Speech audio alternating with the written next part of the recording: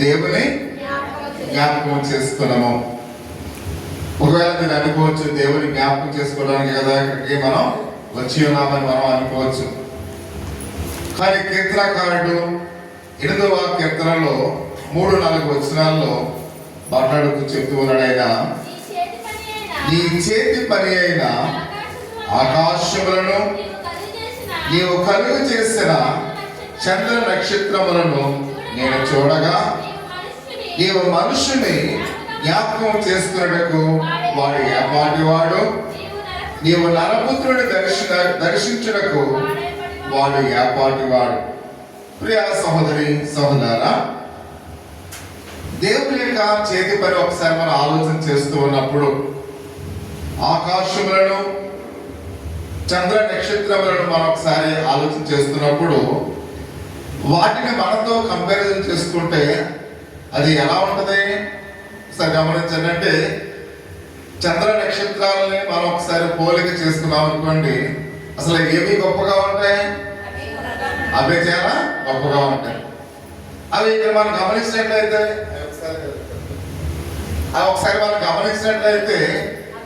చంద్ర నక్షత్రాలు మనం ఆలోచన చేస్తున్నప్పుడు అవి ఎంతో ఎత్తైన శిఖరంలో ఉంటూ ఉన్నాయి. కానీ మనము ఈ భూలోకంలో ఉన్నాము. అంటే మనం ఆలోచన చేస్తున్నప్పుడు వాటికి మనకు అసలు కంపారిజన్ అసలు అవుతుందా? అవుతుంది. అవంటే చాలా అవి ఉన్నతమైనవిగా ఉన్నాయి. అందుకే దావీదు మహారాజు చెప్తున్నాడు, వీటిలన్నింటిని కూడా చూసినప్పుడు నీవు మనిషిని జ్ఞాపకం చేసుకోవడానికి వాడు ఏపాటి వాడు.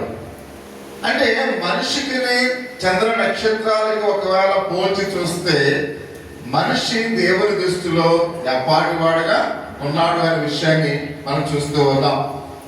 ఎందుకంటే ఒక వ్యక్తి యొక్క దేవుని యొక్క అభిలక్షణను బట్టి, కృపాతిశయములను బట్టి, రుచి చూచి కొలది దేవునికి ఎప్పుడైతే మనము సమీపస్తుడై ఉంటామో మన యొక్క జీవితాలు మనం చూసినట్టయితే తాను ఎంతటి వాడో మనకు తెలుస్తుంది. ప్రియమైన వాడు, అంటే మనం దేవుని ఎప్పుడైతే పరిపూర్ణమైన విశ్వాసంతో చూస్తామో, ఆయన ఎలాంటి కృప కలిగిన వాడో మనం చూస్తామో, తన మహిమ ఐశ్వర్యాన్ని మనం ఎప్పుడైతే చూస్తామో మనం ఎంత బలహీనమైన ఉన్నామో మనము గ్రహిస్తాం. ప్రియమైన వాడు, అంటే మనము దేవుని యొక్క శక్తిని చూసినప్పుడు మనం ఎంత బలహీనమై ఉన్నామో అనేది మనకి తెలుస్తుంది.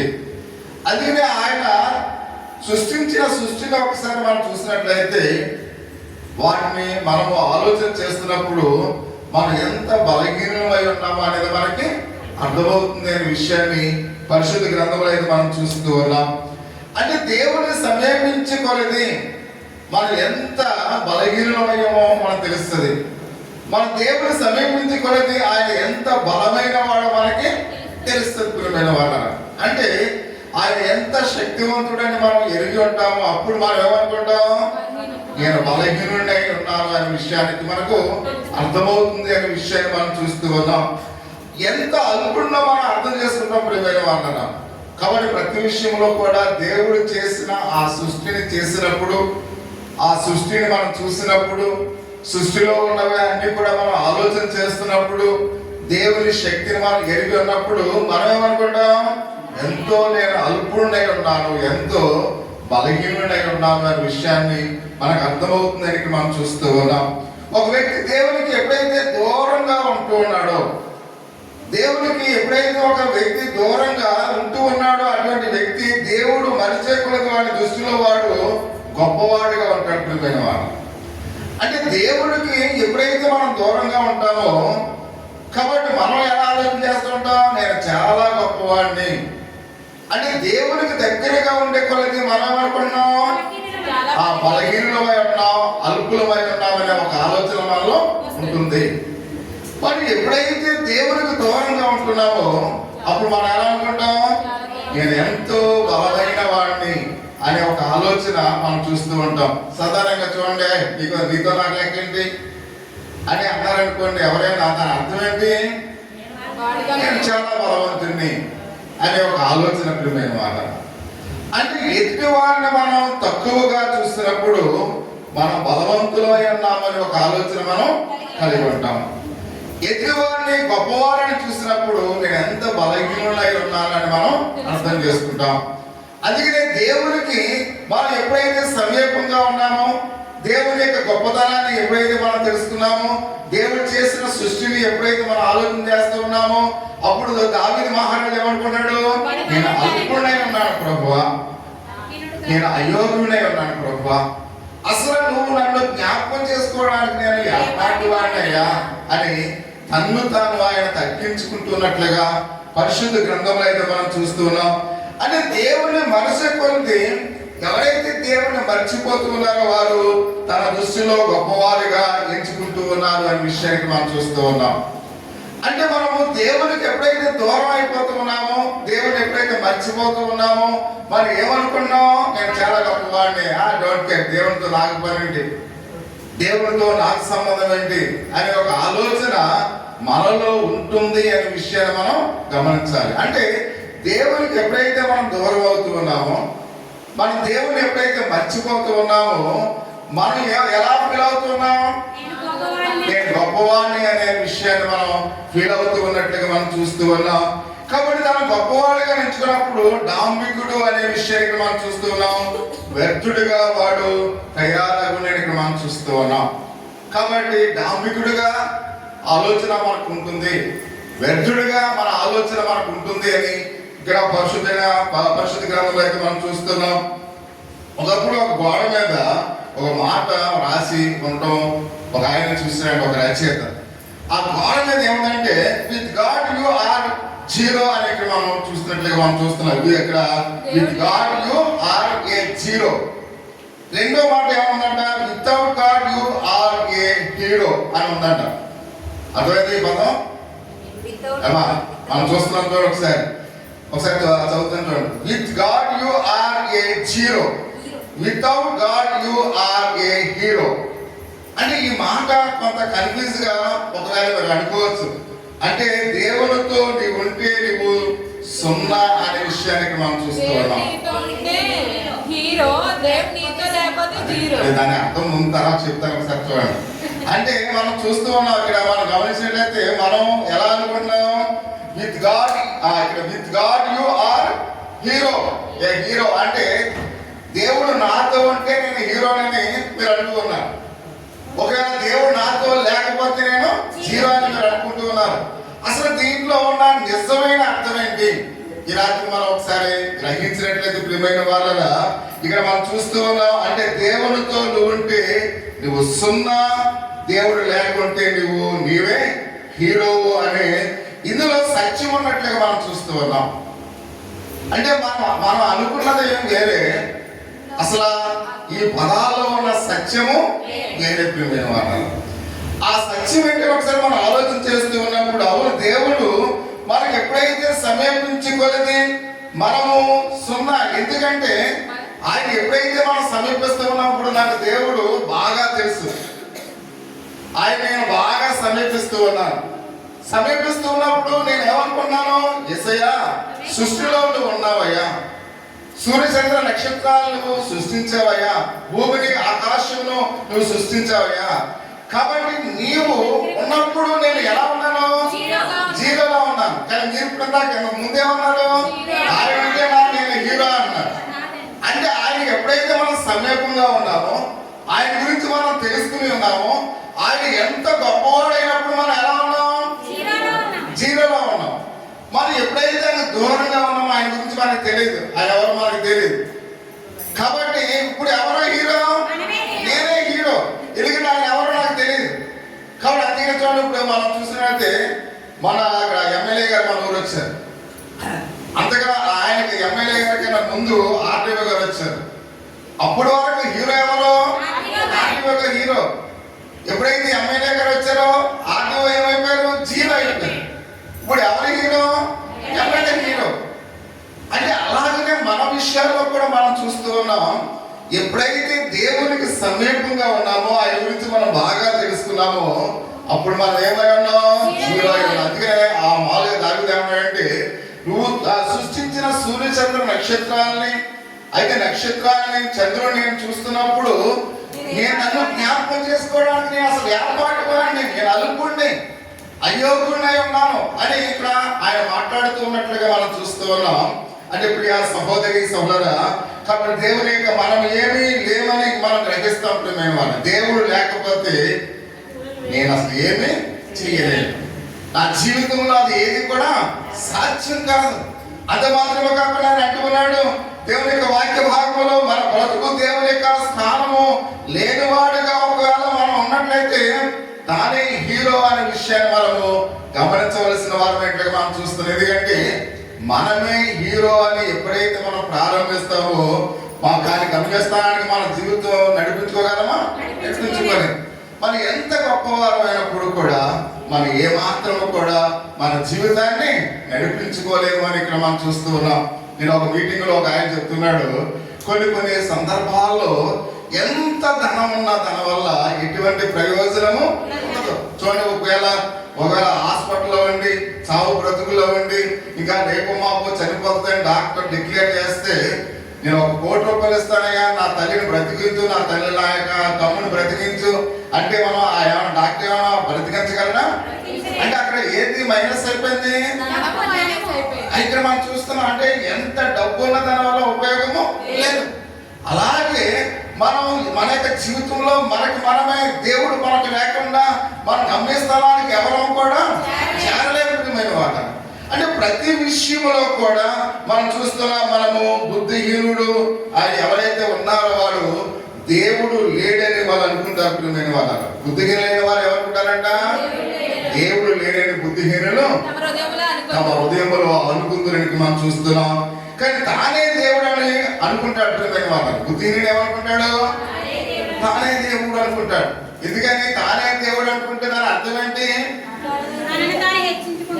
తానే దేవుడు అనుకుంటే అర్థం ఏంటి చెప్పాలి? తానే దేవుడు అంటే అర్థం ఏంటి? చాలా సింపుల్ గా ఇది. అందుకే మీరు ఒక విషయం వ్యతిరేక పదాలు తెలుసు మీకు? దేవుడు వ్యతిరేక పదంలో నేనే దేవుడిని అంటే దాని అర్థం ఏంటి? దేవుడు లేడండి అంటే దేవుడు లేని ఎవరు అనుకుంటారు? బుద్ధిహీనులు అనుకుంటారు. అంటే బుద్ధిహీనులు ఏమనుకుంటున్నారు? నేనే దేవుడిని అనుకుంటున్నారు. అంటే ఎప్పుడు కూడా కొన్ని పదాలు వ్యతిరేక పదాలు ఉంటాయి. అందుకని ప్రతి విషయంలో కూడా బుద్ధిహీనుడు దేవుడు లేడనుకుంటాడు. ఎందుకంటే నిజానికి వాడే దేవుడు అనుకుంటున్నాడు కదా. అందుకని ప్రియమైన వాళ్ళని ఇక్కడ దావీదు ఆకాశమును నక్షత్రములను దేవుడు సృష్టిని చూసినప్పుడు కృతజ్ఞతుడై దేవుని స్తుతించకుండా ఉండలేకపోయాడు. ప్రియమైన వాళ్ళ, అసలు దావీదు ఎప్పుడైతే ఆకాశంలోకి చూస్తూ ఉన్నాడో, ఆ నక్షత్రాలన్నీ కూడా చూస్తూ ఉన్నాడు, చంద్రుడిని చూస్తూ ఉన్నాడు, అసలు దేవుణ్ణి స్తుతించకుండా ఒక క్షణం ఉండలేకపోయాడంట. అయ్యా, నువ్వు నాకు ఆ వెలుగునిచ్చావు, చంద్రుడిని ఇచ్చావు, కాబట్టి నువ్వు ఎంత గొప్పవాడవయ్యా అని ఎంతగానో దేవుణ్ణి దావీదు ఘనపరిచినట్లుగా మనం చూస్తూ ఉన్నాం. కాబట్టి నేను అనేకుడు ఆకాశం వైపు చూడడానికి కూడా చాలా మందికి సమయం లేదు. ప్రియమైన వాళ్ళు, చాలా మంది దేవుడు సృష్టించిన సృష్టిని కూడా చూడలేకపోతూ ఉన్నారు. కారణం ఏంటి ఒకసారి మనం గమనించినట్లయితే, కొన్ని పట్టణాల్లో ఉన్న ప్రజలు ఆకాశమే కనిపించదండి. కొన్ని ప్రాంతాల్లో మనం చూస్తూ ఉన్నాం, మనకి ఆకాశం కనిపిస్తుంది, కానీ కొన్ని ప్రాంతాల్లో ఆకాశము కనిపించదు. సూర్యుని కాంతి ఉదయించని దేశాలు కూడా ఉన్నాయి. ప్రియమైన వాళ్ళ, అసలు మనకైతే సూర్యుడు కనపడతాడు. సూర్యుడు కూడా ఇక్కడ కొన్ని దీపాలలో మనం చూస్తాం. దీపం అంటే ఏంటి? కొండలతో ఉంటాయి. అసలు అక్కడ మామూలుగా వెలుగు అనేది, అక్కడ ఎండ అనేది ఉండదు. ప్రియమైన వాళ్ళ, అంటే కొన్ని దేశాల్లో మనం చూస్తున్నాం ఎండని చూడని దేశాలు ఉన్నాయి, ఆకాశమును చూడని దేశాలు ఉన్నాయి. చూడండి, ఇక్కడ మనం చూసినట్లయితే అంటే మనము దేవుడు చేసిన సృష్టిని చూసే గొప్ప ధన్యత దేవుడు మనకు ఇచ్చాడు. కాబట్టి మనం ఏం చేయాలి? దేవానికి వందనాలు ప్రభువా, సృష్టిలో ఆ ఆకాశమును సూర్యచంద్ర నక్షత్రాలను చూసే గొప్ప ధన్యత నాకు ఇచ్చినందుకు నీకు వందనాలు ప్రభువా అని మన దేవుని మనం స్తుతించవలసిన వారమైనట్టుగా మనం చూస్తూ ఉన్నాం. ఎందుకంటే మానవుడు దేవుని యొక్క సృష్టిని చూసి ఆనందించాలి. ప్రియమైన వాళ్ళ, సృష్టిని చూసి మనం ఏం చేయాలి? ఆనందించాలి. కాబట్టి సృష్టిలో అనేకమైనవి, ఎంతో ఐక్య మనుషులను సంతోషపెట్టేవి ఎన్నో దేవుడు చేశాడు. కాబట్టి అందుకనే సృష్టిని చూసిన వెంటనే మనం సంతోషపడి దేవుని ఏం చేయాలి? మహిమపరచవలసిన వారమై ఉన్నాము అనే విషయాన్ని మనం చూస్తూ ఉన్నాం. కాబట్టి ఎందుకంటే దేవుని గొప్పతనాన్ని అక్కడ మనం గుర్తించే సమయం చాలా మంది గడపట్లేదు. ఇప్పుడు పోయిన వాళ్ళం చాలా మంది దేవుడు చేసిన గొప్పతనాన్ని కూడా చూడలేకపోతూ ఉన్నారు. కాబట్టి మానవులుగా మనం దేవుడు చేసిన గొప్పతనాన్ని మనం చూడాలి. కాబట్టి ఆ గొప్పతనాన్ని మనం గుర్తించవలసిన వారిని మనం చూస్తూ ఉన్నాం. ఈ యొక్క 20వ శతాబ్దంలో మానవుడు మనం గమనించినట్లయితే ప్రియమైన వాళ్ళు ఆయన అంటూ ఉన్నాడు, ఆ ఇరుకైన ఇళ్ల స్థలాల్లో ఉంటూ ఉన్నారు ప్రియమైన వాళ్ళు. చూడండి, మనం చూస్తున్నాం రాను రాను స్థలాలు ఏమైపోతున్నాయి? ఇరుకైపోతూ ఉన్నాయి. పూర్వదినాల్లో మనం చూసినట్లయితే ఒక ఇంటి దగ్గర ఎంతో ఖాళీ ఉండేది. అమెరికాలో మనం చూసినట్లయితే ఒక్కొక్క ఇల్లు 10 సెంట్లలో ఉంటుంది. ఒక ఇల్లు అంత ఎన్ని సెంట్లు ఉంటుంది అనుకుంటారు? 10 సెంట్లలో ఉంటుంది. అంటే ఒక ఇల్లు చుట్టూ అంతా కూడా మామూలుగా పార్క్ లాగా ఉంటుంది. అంతే, ఎంతో చక్కగా గార్డెన్ ఉంటుంది. అందులో ఎన్నో రకాల మొక్కలు వేస్తారు. ఆ మొక్కలన్నీ కూడా ఎందుకంటే ఆ ఇంటిలో ఎల్లప్పుడు ఆ ఇంట్లోనే కూర్చున్నారు, వాళ్ళు కూర్చోరు. అలాగే పిల్లలతో బయటకు వచ్చి ఆ మామూలుగా ఇంటి ముందున్న పార్కులో 10 నిమిషాలు కూర్చుని ఆహ్లాదంగా ఆ ఫ్లవర్స్ అన్ని కూడా వాళ్ళు చూస్తూ ఎంజాయ్ చేస్తారు. అందుకని ఇంటి ముందు అంత ఖాళీ ఉంటుంది. అదే ఇక్కడ మనం చూస్తున్న 20వ శతాబ్దంలో 10 సెంట్లు ఉంటే 10 ఇళ్ళు ఉన్నాయి. అసలు మొక్కలు మామూలుగా చూడండి, ప్లాస్టిక్ డబ్బాల్లో వేసుకుని పై పెట్టుకున్నారు మొక్కలు. ఎందుకని? ప్లేస్ లేక. అంటే ఇంకా కొన్ని రోజులకి మన అపార్ట్మెంట్ లో చూస్తాం, ఇంకా అసలు ఎవడ కనపడదు మనకి. మామూలుగా మనం మామూలుగా పగలో వెళ్ళిపోయి డ్యూటీ నుంచి వెళ్ళిపోతే అదే లోకం ఇంకెవడ కనపడదు మనకి. ఎవరితో మాట్లాడడానికి ఉండదు. గదిలోకి వెళ్ళి టీవీ పెట్టుకోవడం, ఇంటర్నెట్ చూస్తాం, మళ్ళీ తెల్లారితే మళ్ళీ వెళ్ళిపోవడం. అంటే 20వ శతాబ్దంలో మనం ఎక్కడికి వెళ్ళిపోతున్నామంటే దేవుడు చేసిన సృష్టిని చూడలేకపోతున్నాం. మనకి మనం చూసినైతే ఆ ఇంట్లోనే బందీలు అయిపోతున్నాం. చూడండి, ఇది వరకు సరదాగా చెట్ల కింద ఒక మామూలుగా ఎత్తైన అరుగుల మీద పెద్దవాళ్ళు కూర్చుని మంచి చెడు మాట్లాడుకునేవారు, ఒకరితో ఒకరు మాట్లాడుకునేవారు. చక్కగా పెద్దవాళ్ళు పిల్లలకి భయభక్తులు చెప్పేవారు. ఇప్పుడు ఎవరైనా ఉందా? వస్తున్నారు. స్కూల్ పిల్లలు అయితే ఆ మామూలుగా ఆ పుస్తకాలు అక్కడ పాడేసి గదిలోకి వెళ్ళిపోతున్నారు. టీవీలో సెల్ ఫోన్ ఇప్పుడైతే ఇంట్లో ఒక ఫోనే ఉండేది, ల్యాండ్ ఫోన్. ఇప్పుడు సెల్ ఫోన్లు వచ్చిన తర్వాత అందరికి ఫోన్లే. తల్లి ఇలా చూస్తూ ఉంటది, పిల్లలేమో అక్కడ కూర్చుని ఇలా చూస్తూ ఉంటారు. ఈ లోపల నాన్నగారు వచ్చేమో వాడేం చేస్తాడు, ఆ వచ్చిన కూడా అక్కడే వదిలి ఇలా చూస్తూ ఉంటాడు. అంటే ఒకరికి మాటలు లేవు, ఇంకా అందరూ ఇంకా సెల్ ఫోన్లో చూసుకోవడమే. అంటే దేవుడు చేసిన సృష్టిని ఎవరైనా చూస్తున్నారు? ఇప్పుడు ఎవరు చూడట్లేదు. ఆహ్లాదమైన ఆ సృష్టిని ఎవరైనా చూసి ఆస్వాదిస్తూ ఉన్నారా? ఎవరు లేరు. సంతోషంగా ఎంజాయ్ చేయడానికి కూడా లేదు. ఆదివారం వస్తే ప్రార్థన అయిన తర్వాత సరదాగా పార్క్ వెళ్దాం అంటే వారానికి ఒక్కసారైనా ఫ్యామిలీతో ఏం చేయాలి? సరదా బయటకు వెళ్ళాలి. సరదాగా బయటకు వెళ్ళగానే ఏం చేస్తున్నారు? బండి మీద వెళ్తేనే వెనకాల కూర్చొని కూడా ఎలా చూస్తున్నాడు, ఇక మాట్లాడటం లేదు. బండి మీద కూడా మామూలుగా నడిపేవాడు కూడా ఇప్పుడు ఆ మామూలుగా బండికి ఏమొచ్చేసింది? స్టాండ్ వచ్చేసింది. ఆ స్టాండ్ పెట్టేసుకుని సేవలో ఇయర్ ఫోన్స్ పెట్టేసుకుని ఎలా చూసుకుంటూ నడుపుతున్నాడు. అంటే సమాజం సృష్టిని చూడటం మానేశారు. ప్రియమైన వాళ్ళు పిల్లలతో మాట్లాడటం మానేశారు. ఒకరికొకరికి కమ్యూనికేషన్ లేవు, ఏమీ లేవు. సెల్ ఫోన్లోనే మాట్లాడుకోవడం, సెల్ ఫోన్లోనే భాష అంతా. కాబట్టి దేవుడు చేసిన అందాన్ని ఎవరు కూడా చూసి అక్కడ ఆస్వాదించలేని స్థితిలో ఉన్నారంటే దేవుని యొక్క గొప్పతనాన్ని మనం ఎవరు కూడా తెలుసుకోలేకపోతున్నాం ప్రియమైన వాళ్ళ. అందుకే మనం ఎప్పుడు ఎలా ఉన్నాం? మనం హీరోలా ఉన్నాం. మనమే దేవుళ్ళు, మనమే హీరోలు. వెంటనే మనకన్నా గొప్పవాడి గురించి మనం తెలుసుకోవడానికి ఎప్పుడు కూడా ఆస్వాదించలేదు, ఆలోచించడం లేదు. కాబట్టి అందుకనే పరిశుద్ధ దేవునికి లేఖన భాగంలో మనం చూస్తూ ఉన్నాం. ఆఫీస్ గదిలోకి పరిమితం అయిపోతూ ఉన్నారు. పొద్దుట డ్యూటీకి వెళ్ళి సాయంకాలం వరకు కూడా ఆఫీసులోనే ఉంటాం. ఇంటికి వచ్చిన తర్వాత చీకటి పడ్డ తర్వాత 9 గంటలకు వచ్చి మళ్ళా ఇంట్లోకి ఉంటాం, మళ్ళీ సెల్ ఫోన్. అంటే బయట ప్రపంచంలో ఉన్నది ఏది కూడా ఇప్పుడు ఎవరికి కూడా ఏమి కూడా తెలియట్లేదు. ఒకవేళ కింద దొంగతనం జరిగినా పైన ఉన్న వాళ్ళు కూడా తెలియట్లేదు. కాబట్టి ఎవరన్నా దొంగలు వచ్చారంటే ఏమన్నా మా ఇంట్లో మేము ఉన్నామని అంటున్నారు. అంటే పరిస్థితి ఎలా ఉంది? చాలా దిగజారిపోయినట్లుగా ఈ 20వ శతాబ్దంలో మనం చూస్తున్న ప్రియ సహోదరి సహోదరా, ఉదయం నుండి సాయంకాలం వరకు కూడా కాబట్టి విస్తారమైన 5 కార్యక్రమాలు ప్రతి ఒక్కరు కూడా లైక్యమై ఉన్నారు. అంత మాత్రమే కాకుండా మనం చూస్తూ ఉన్నాం, మనం ఎంత విస్తారముగా పనిగలిగిన వారుగా ఉన్నామో. మరి ప్రతిరోజు కూడా కొన్ని సమయాల్లో మన సృష్టికర్తను ఆయనతో గడపడానికి కూడా ఎవరికి కూడా సమయము లేదు ప్రియమైన వారు. కాబట్టి దేవునితో గడపడానికి కూడా ఎవరు కూడా ఇష్టపడట్లేదు. దేవుని మందిరానికి కూడా వెళ్ళడానికి ఎవరు కూడా ఇష్టపడట్లేదు. ప్రతి విషయంలో కూడా సెల్ ఫోన్ వచ్చిన తర్వాత దేవునికి చాలా మంది ఏమవుతున్నారు, దూరం అయిపోతున్నారు ప్రియమైన వారు. అంటే సృష్టికర్త అయిన ప్రభువులతో గడపడానికి కూడా ఎవరికి కూడా సమయం దొరకటం లేదు అనే విషయాన్ని మనం చూస్తూ ఉన్నాం.